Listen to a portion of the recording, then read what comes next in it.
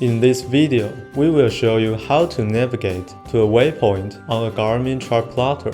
First, go to Nav Chart. Move to the waypoint you want to go. Press Select.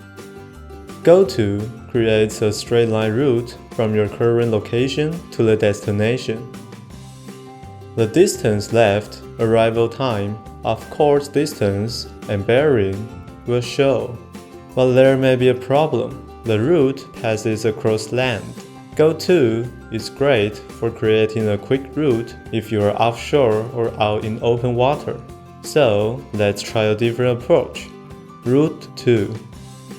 Move to the location you want to turn.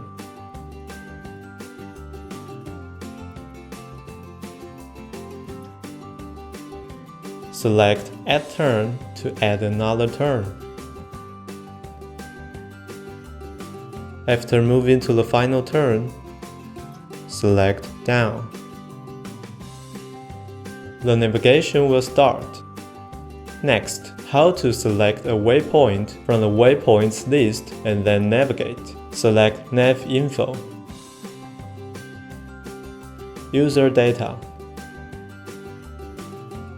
Marks and waypoints. Press the focus key to switch to the left window. Choose the waypoint you want to go. Select Navigate to. Choose a navigation way to start. Lastly, let's introduce a feature that will impress you: Auto Guidance.